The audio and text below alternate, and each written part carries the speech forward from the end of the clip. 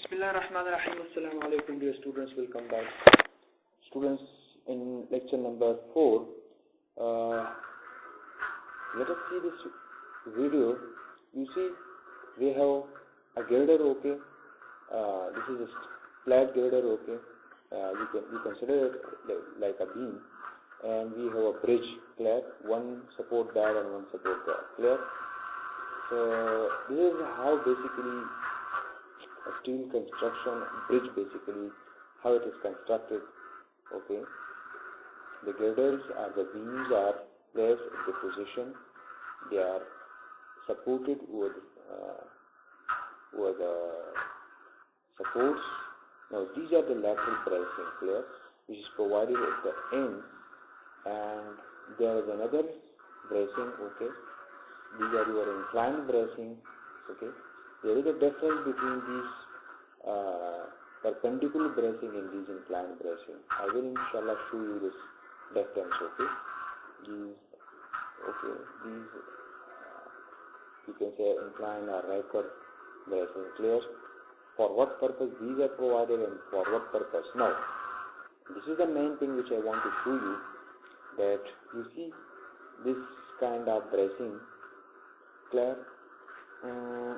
This kind of bracing is very important, okay, and I want to talk about a little bit about these lateral bracing, clear.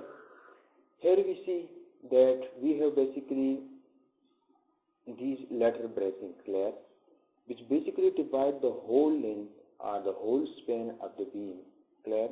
This is the whole span of the beam, okay. Here we have L, clear.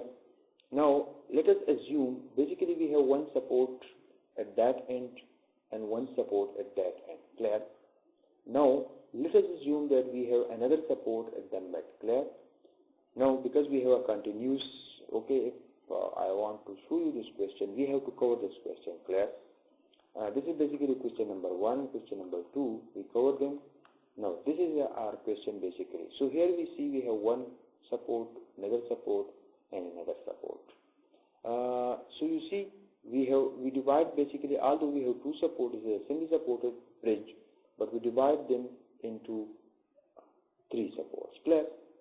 Now you see this lateral bracing, which one is provided over here, clear. And in the question basically they say we have provided at each support one bracing, clear. We have this support, this bracing, and we have this bracing, clear. We have only to provide only 3 bracing.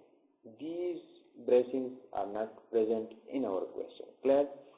So we have these 3 basic support lateral bracing, and what they basically mean, it basically provide a lateral stability to these girders, clear.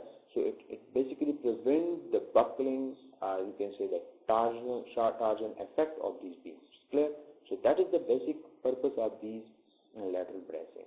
Let us come back to the question, okay, and see what they basically wanted. We have to determine basically this term CB for each span of the two span continuous. We have to determine for this span CB as well, but for this span as well. The points are basically located, the supports are basically located by 1, by denoted by 2, by denoted by 3. Okay, so these are our, basically you can identify them as 1, A, B, C, D, but here they are denoted 1, 2, 3. The loading consists of a uniformly distributed load. You see, the dead load is 1 kg per feet, which includes, this is important term, that the beam weight is basically included in this 1 kg. And a uniformly distributed live load, that is 3 kg per feet, the beam is braced only at support. So that's the point which I want to show you, that the beam is, one brace is here, one brace is here, and one brace is here. So what they basically mean, this is our unsupported length LB, and this is our unsupported length L. Okay, so LB in this case basically 20 feet, clear. Now this is question. Let us see the solution. Okay, we have here we have basically where it is this one. Okay, the given data we have to find out CV value. Clear? The UDL is given, the live load is given. Note, bracing only its support, so LB is equal to 20. I already discussed this point. The diagram is basically given. Okay, this diagram is basically given in the question. Clear? Which is the movement diagram. Now what basically this diagram is basically how they made it. Okay, how it formed. They basically consider this span, and then they consider this span, and then they consider the whole span. So basically they got these values. The movements for this span is denoted by M12. Okay, you can denote it by any term. Okay, so I basically here denoted it by 12. The med one, because it is the support, so that's why this is M2, and this is basically span 2-3, so therefore I denoted this M23. M12, M2, M23 are equals, which is equals to 200 feet, which is given. Okay, the total load is basically 4 kip. Clear? Now the load is it's up to you. You converted it into factored. I'm not so I think so. It is not converted because if you do these calculations, this 200 comes and the bases are 4. Okay, so that's why these are unfactored loads. Now what we have to do basically, we have to find out the maximum moment. Clear? Now how we can determine the maximum moment? You see here basically we use this coefficient. Now from where this coefficient comes? Okay, so basically this coefficient is basically from manual. Okay, and you see this is 112. Clear? Now if I want to show you this 0.07, this is basically for maximum moment. So let me show you that. Okay,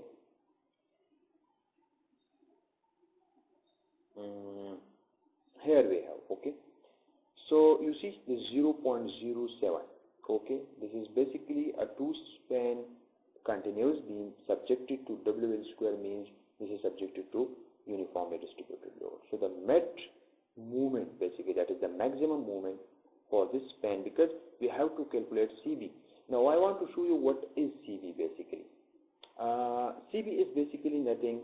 It is if you search in this book as well as here we have, CV is basically a bending modification factor or lateral torsional modification factor. And as we discussed in lecture number 1, these zones, that is our zone 1, it is our basically, this is our zone 1, this is our zone 2, and this is our zone 3. Now we find the strength of the beam in question number 1 basically, which lies in this zone, and in this zone basically that's NP moment, which is our design moment.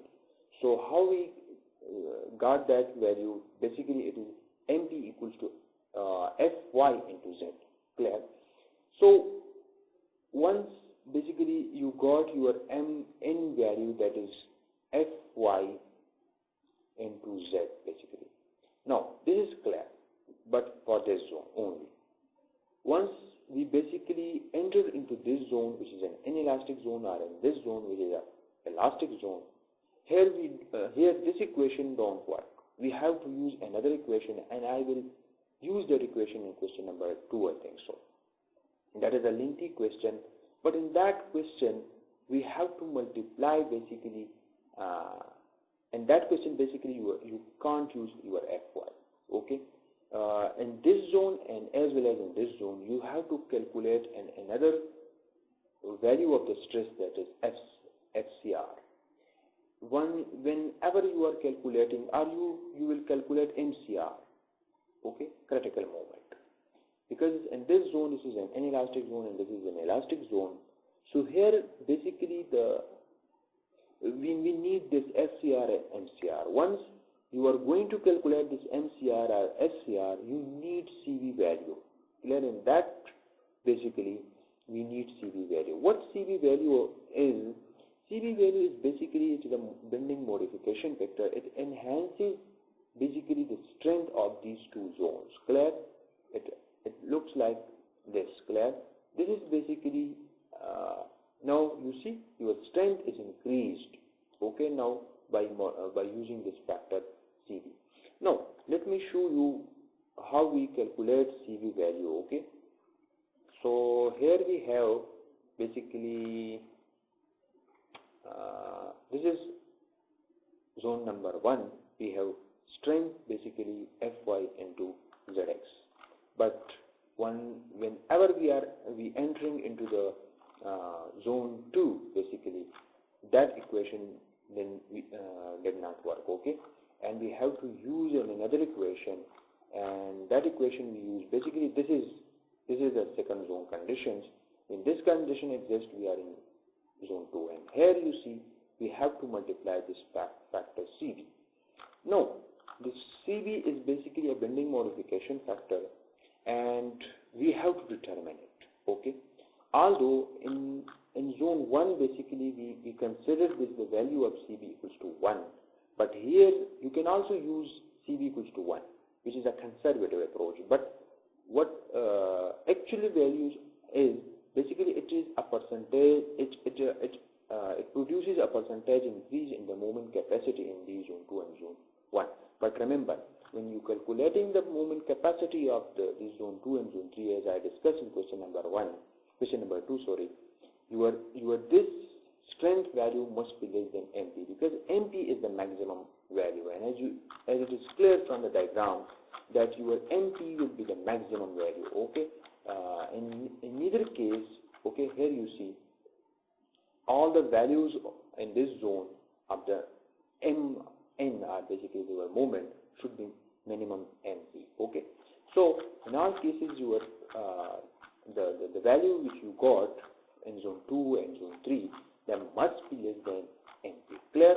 This should be kept in mind, and it is clear from here that it must be equals to or less than MP.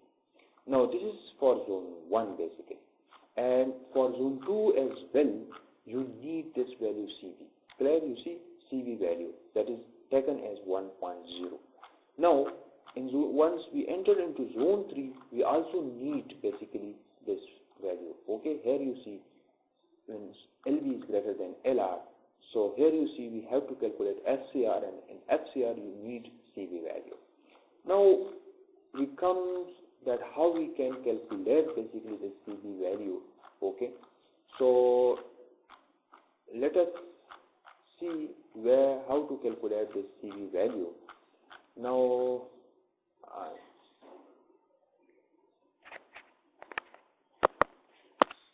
so basically here you see that we have CV value, and basically when lateral torsion buckling is predominant, like in case zone number 2 and zone number 3 basically it exists, so in that case we have to use basically CV. Now CV is you can see beam bending coefficient, and it is calculated by this formula. Clear? Now basically they use this formula. There are some other formulas which is also present in AIC and LRFD manual, but here we use basically in this equation we will use this formula. Clear? Now there are different cases. Okay, there are different cases in which we will basically use what values of CV will be used. Okay, if you have a simply supported beam and it is subjected to a point load at the midpoint, and bracing are only present at the supports, so the CV value 1.32. If the bracing are present at the point where the load is acting, you have 1.63, 1.67, 1.67. What this 1.32, 1.67 means, it increases this. This means it increases the strength of this member by 132%. Similarly, 167%. Okay, because these lateral bracing, you can say it increases the strain capacity of the structure. Similarly, when you have too concentrated load and bracing only at the support, 1.14, and bracing present at the support below, so you have this case. And basically this is for UDL when you have a uniform uniformly distributed load bracing only at the support, you have this one. And if the bracing present at the midpoint, but remember this is only simply supported beam, okay, not for continuous. 1.30, 1.30.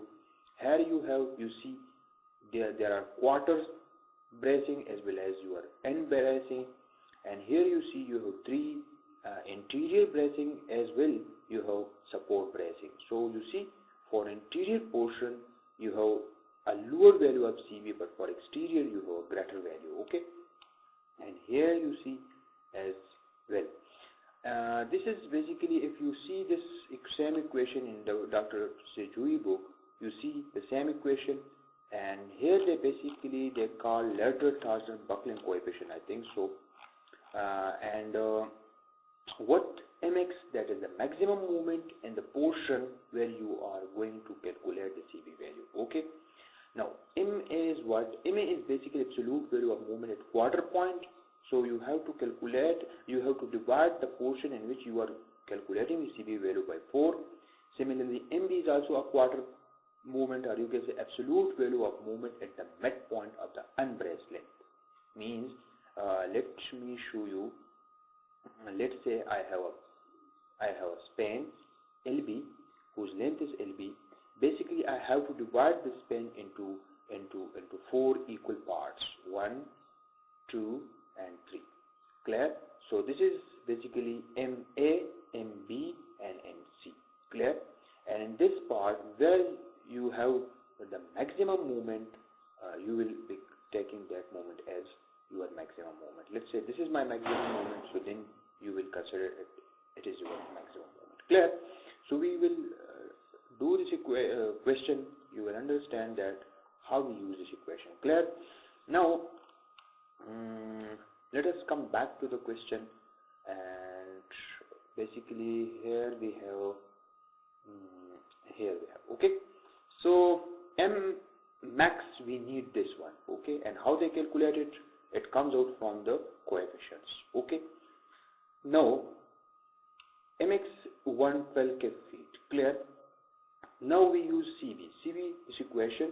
We need basically MA, MB, MC. Now you see this diagram. This is half portion diagram. Clear? We have to calculate CV value for both spans. But remember, as the loading is symmetric, the spans are symmetric, so that's why we have to consider only half portion, okay. And CV value for both portion, then it will be same. Now, what basically I did here, I have to consider only the half portion, okay, from this point. Okay, I ignore this one, clear, and I select this one, clear. Now, when I select this one, you see the picture right here, this one, clear. Now, you need to understand that we have to ignore this triangular part of the moment diagram, okay. We have to ignore basically this region, clear. This yellow color which I am shading, this shading portion is basically we have to ignore, clear. We don't need to consider this portion. What portion we have to consider? We have to consider this green one, clear. Now, what is basic? So we have basically this moment diagram, and we have to determine, okay, this point should be noted. We have to determine only this line, okay, the amount, okay. We have to basically deduct this portion, okay. First of all, what we basically did, we determined the whole part, clear. Once we determine the whole part, we deduct this by 1 from this whole value, we got this MA value. This is the approach basically which I made to calculate this MA, clear.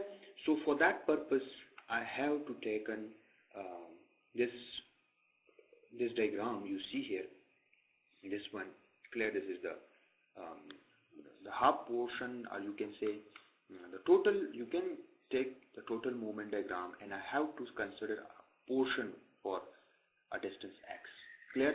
I have to write an equation at a distance x. For that purpose, you see here, mx is what? If you consider this half portion, we have 4 kip per feet. The half loading will be, if you multiply 4 with the 20, okay, so 4 into 20 you got 80, and divided that 80 by 2 you got this value 40 as well as this value 40, because half loading will be to this support and half loading will transfer to this support. Clear? Now next is that we have to write down this equation, okay, which you see here, 40 times this distance x, then you have to multiply that loading 4 into x, and then the half, okay, that we have to consider that half distance, okay, this is this x divided by 2, so you got this equation. Now this is basically how we write the moment equation, and in this equation, basically this one, we insert these values. For MA, I have to insert this LB by 4, okay. For MB, I have to insert this value, okay. From this point to, basically remember, this is the difference. From this to this point, so I have to add LB by 4 plus LB by 4. Clear? Then for calculating MC, I have to consider this whole distance. Clear? And my mx I already determined, that is this one. Clear? So here you not to be confused, okay. Now moving forward, and you see here y1 is nothing by similar triangular rules, as it is a similar you can say it is a triangle. So this distance is basically 200. So 200 by the total distance, 200 by this is not 12, this is basically 20. Clear? This is basically 20, okay. This is 20. This is mistake. This is basically 20. Now 200 by 20 equals to y1 divided by this distance. If you divide 200 by 4, okay, you got 5. Clear? So here you see the same procedure which I use here to calculate y1, and where it is basically this one, y1 divided by LB by 4, that is 5, you can say, and 200 by 20, because this perpendicular divided by base, this perpendicular divided by base, similar triangular rule. Clear? So you got y1 is equal to 50. Similarly, you determine the value of y2, and similarly you determine the value of y3. 200 divided by that, y2 divided by this distance. 200 divided by base, y3 divided by this distance. But remember, this is 20. Clear? So using the same principle, we got all the values for MA basically. For MA, I write the moment equation, okay, and subtract y1, because I already mentioned you I have to determine the total distance and then I have to subtract this by 1. So that's why y1 50 is basically deducted, okay. You not to be confused in this value, this is basically y1 value. Clear? We have to subtract this value. Clear? For this portion. Now when I did the calculation, I got the value for MA, that is 100 feet. Similarly for MB, I have to use the same moment equation, but here I have to subtract y2. Clear? What is y2? 200 into 10 divided by 20, and you got this value. For for MC, I have to use the same equation and I have to subtract y3. Clear? Now here you note the point that for MA basically for MA, this distance x is basically nothing. You see this is L by 4. So if you divide L by 4, you got the value 5. Similarly, this is for XA, right? For XB, we have to double this distance, because LB by 4, LB by 4, so that's why for XB will be 10. I have to insert in this equation. And for XC, basically XC, I have to triple this distance, and LB by 4 plus LB by 4 plus LB by 4, it comes out to be 15. So that's why I insert 15 15, 10 and 5. Clear? So you got all your values MA, MB, MC. You just plug the value into the equation. You got your answer, that is 1.43. Okay. I want to show you in another approach. We can, if you know about the moment coefficients, as I already mentioned you, that this is basically in AIC manual. Okay, you see these equations, these coefficients. Okay, here I see, I show you basically these coefficients are. It is basically chapter number 3, page 212, 14 edition of AIC.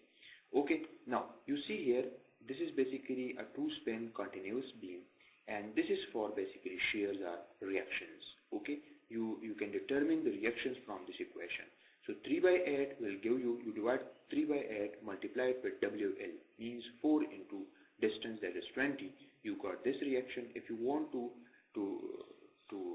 got this reaction, you have to divide 5 by 8, multiply it with WL and multiply it by 2, because the coefficient both are same. Because for that, if you 5 by 8 is taken, you have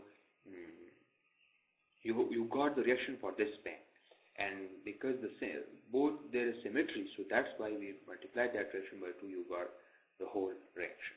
Okay, so I use this approach, and I show you another approach. If, for example, if you don't have that moment diagram which you see here, basically here, okay, if for example this moment diagram is not given, okay, if you have no moment diagram, let's say you have done moment this moment diagram, and this beam is given to you and asked to calculate CB, but they give those coefficients. So how you can use it? So in that case, you have to construct the actual moment diagram. This is not the actual moment diagram for this beam. Remember, this is not the actual diagram. Clear? The actual diagram for this loading case, if you draw this moment diagram basically in SAP 2000, you got, okay, moment diagram like this. Okay, moment diagram like this. Okay, so what will be the value of this moment and what will be the value of this moment? Here the moment is maximum, that is positive moment, and here the moment is maximum, that is negative moment. Clear? So if you want to obtain this, because we have to calculate CB value for this portion. Clear? So to calculate the CB value for this portion, we need this maximum moment. Here this is our maximum moment. Clear? Now this maximum moment is nothing.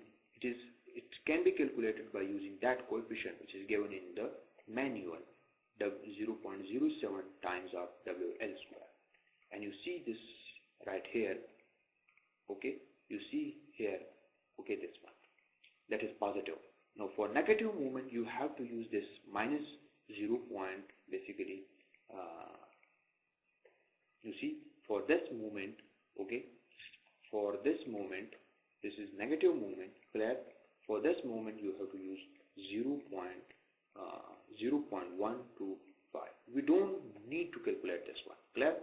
We need this one.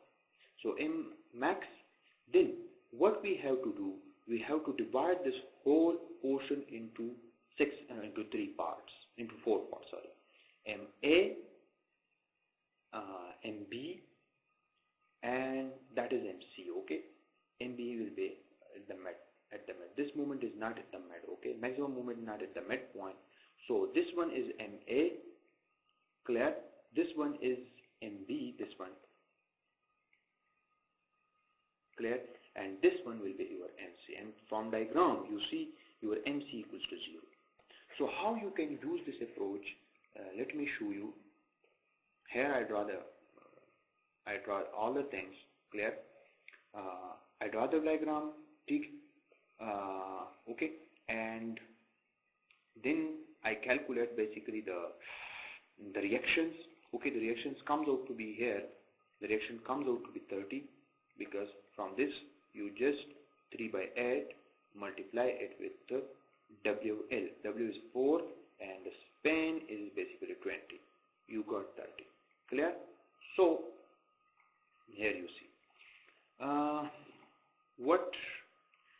then I have to choose the same portion for a distance x. I write down the equation. Okay, I write down the equation which you see here, and this equation, clear? 30 into x, okay, 30 into x minus 4 into x squared divided by 2, because I have to 4 multiplied by x into x or half, so I got this equation. Then you see how we determine MA, MB, MC. Although my max moment is nothing, M max, basically I already got that value, and that value is basically from this coefficient 0.07, okay, 0.07 times WL square. Okay, this is my maximum moment, and for MA I have to select LB by 4. So LB by 4 I already got this 5, and for this is for XA, clear, and this is for XB, that is 10, and this is for XC, that is 15. I already calculated these values. Just in this case you don't need to calculate by 1, by 2, by 3. You don't need to calculate Y values, clear? And you just insert these values into this equation. You got these values, and you see all these MA, MB, MC values are same as in this case here, clear? You see MA is 100, MB is 100, and MC is 0. So these there I explained basically two main approaches, that how you can solve these equations by two approaches, by this diagram or by either using those coefficients. So this ends up this question. See you in next question, that is question number 4. And okay, until if you have any question, any suggestions, please